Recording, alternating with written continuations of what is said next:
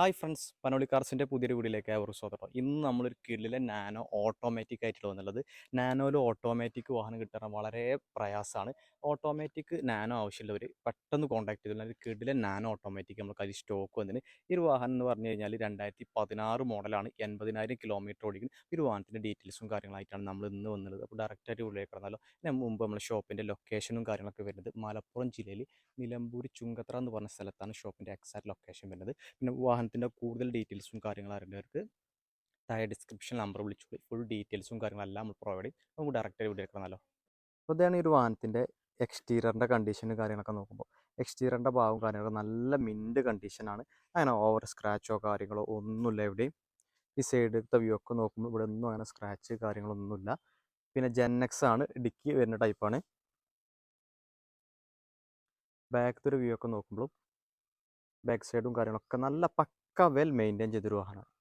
പിന്നെ ഓട്ടോമാറ്റിക് ആണ്, XT ആണ് ഇതിൻ്റെ ഓപ്ഷൻ വരുന്നത്. ഇതിൽ ഏറ്റവും ടോപ്പ് വേരിയൻ്റ് ആണ്. അത് AC, പവർ സ്റ്റിയറിങ്, അതേപോലെ 2 പവർ വിൻഡോ കാര്യങ്ങളൊക്കെ ഇതിൽ വരും. ഇതാണ് ഇതിൻ്റെ ഇൻറ്റീരിയറിൻ്റെ സൈഡ് കാര്യങ്ങളൊക്കെ വരുന്നത്. ഒരു ബീജ് ആൻഡ് ബ്ലാക്ക് ടൈപ്പിലാണ് ഇൻറ്റീരിയർ സൈഡ് കാര്യങ്ങളൊക്കെ വരുന്നത്. പിന്നെ 2 ഡോർ പവർ വിൻഡോ കാര്യങ്ങളൊക്കെ വരുന്നുണ്ട്. എടുക്കുന്ന കസ്റ്റമർക്ക് ഒരു സീറ്റ് കവർ കാര്യങ്ങൾ അഡീഷൻ ചെയ്ത് ഒന്നുകൂടി ഉഷാറാകും. അത്യാവശ്യം നല്ല ലെഗ് സ്പേസ് കാര്യങ്ങളൊക്കെ വരുന്നുണ്ട്. നാനോൻ്റെ ഒരു പ്രത്യേകത എന്ന് പറഞ്ഞു കഴിഞ്ഞാൽ അത്യാവശ്യം നല്ല ഹൈറ്റിൻ്റെ സീറ്റുമാണ്. പിന്നെ അതേപോലെ നല്ല വീതിയും വിസ്താരമുള്ള ഇൻറ്റീരിയർ സൈഡ് കാര്യങ്ങളൊക്കെ നല്ലൊരു വീതിയും വിസ്താരമായിക്കാരം. പിന്നെ മൈലേജ് പറഞ്ഞാൽ തന്നെ ഏകദേശം 18-20 വരെ ഓട്ടോമാറ്റിക് ഇതിന് മൈലേജ് ഉണ്ട്.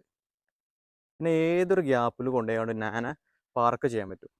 അതൊക്കെ തന്നെയാണ് നാനോൻ്റെ ഒരു പ്രത്യേകത പറഞ്ഞത്.